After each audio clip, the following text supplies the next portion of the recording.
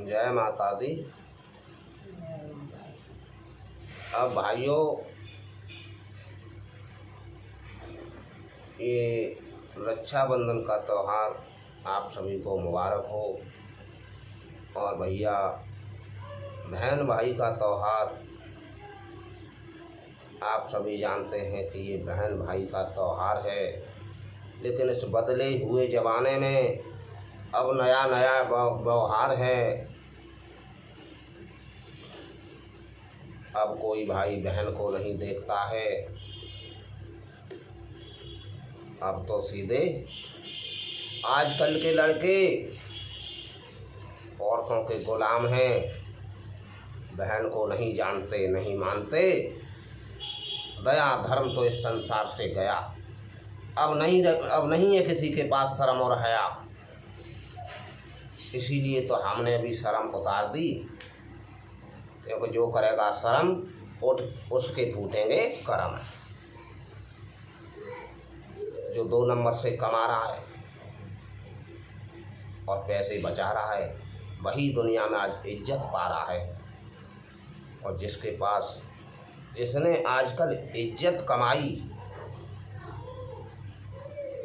और पैसा नहीं कमाया, तो उसकी इज्जत काम में नहीं आई। उस गरीब इंसान को, मजबूर इंसान की कमाई हुई इज्जत को वो कुत्ते, वो कमीने झूठा बदनाम करते हैं उन लोगों को जो इज्जत कमाते हैं। और जो पैसे कमाते हैं वही आज दुनिया में ऐश पाते हैं। उसी तरह इस बदले हुए ज़माने का नया दौर चालू है। आजकल की पराए घर की बेटियां आने वाली पराए घर से और अपने पति देव को अपने कब्जे में कर लेती हैं और सीधी जाती हैं मायके अपने पति को लेके, क्योंकि उनका भाई है। उनका भाई है जो अपने पति को लेकर अपने भाई के रक्षाबंधन मनाने जा रही हैं।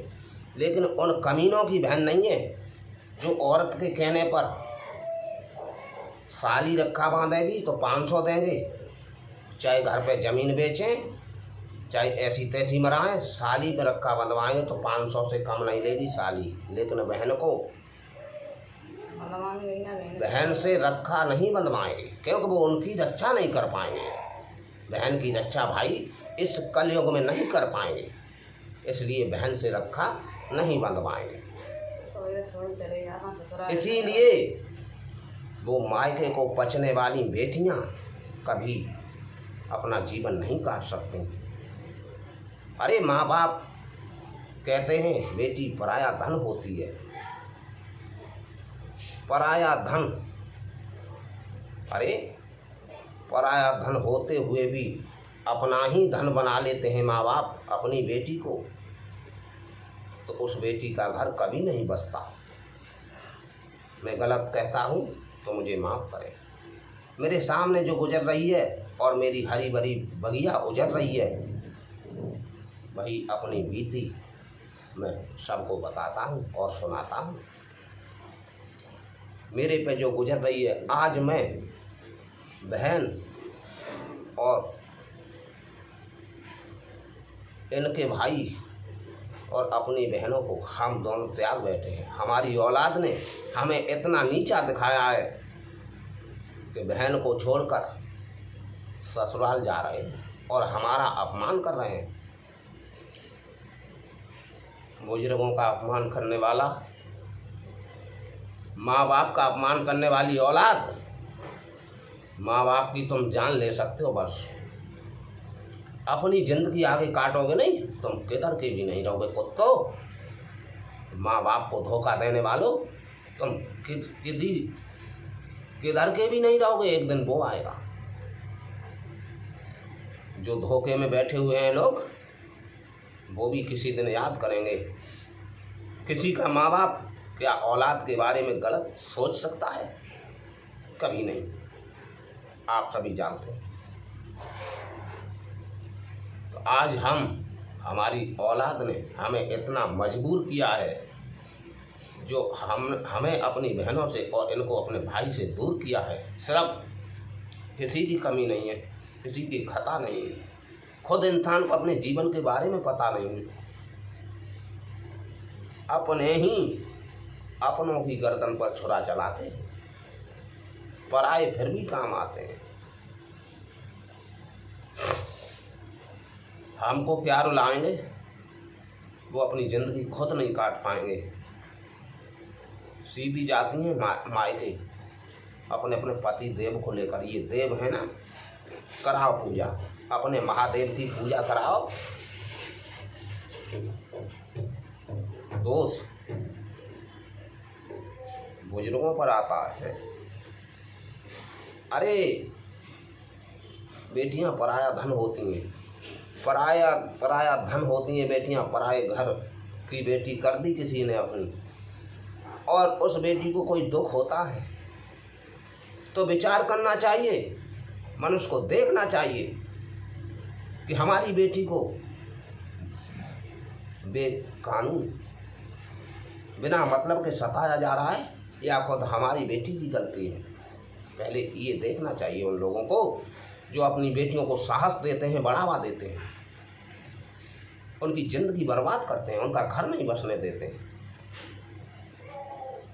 हाँ, बेटियां पराया धन है, बेटियां पराई धन बेटियां हैं और पराई घर की कर दी। उसमें देखो, पहचान करो, कहीं हमारी बेटी की ही तो गलती नहीं है। अगर बेटी की गलती है तो फिर वो बेटी नहीं।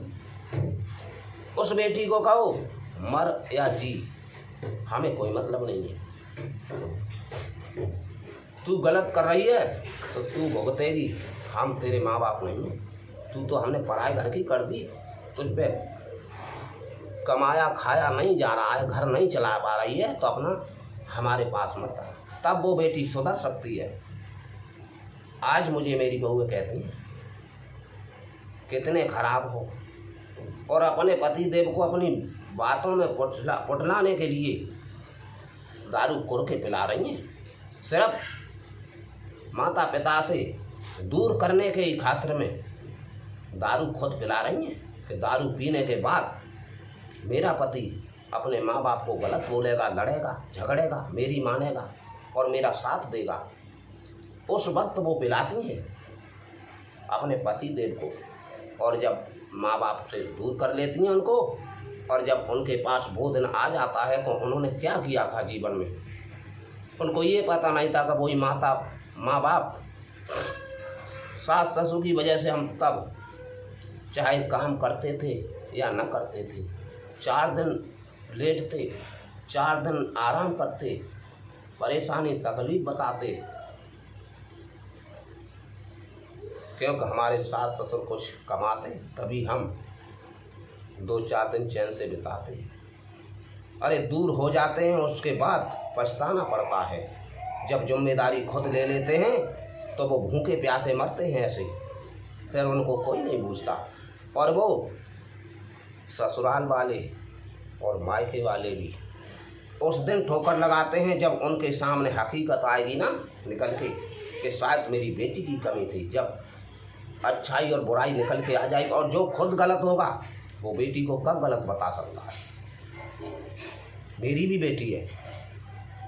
अब मेरे लोग सुनने वाले, मैं जो बात कर रहा हूँ खुद बीती, कोलू में पैर दे, मरना है एक न एक दिन। मेरा कोई कुछ भी कर ले, सिर्फ जान ले सकता है, और मुझसे क्या ले सकता है। मेरी भी बेटी है। वो ये सोचते होंगे आप अपनी बेटी को क्यों बढ़ावा दे रहे हो, क्यों रख रहे हो। मैं जानता हूँ कि मेरी बेटी सोना है, इसलिए मैं अपनी बेटी को अपने पास रख रहा हूँ। गलत होती मर जाने देता, मैं उसको नहीं बुलाता।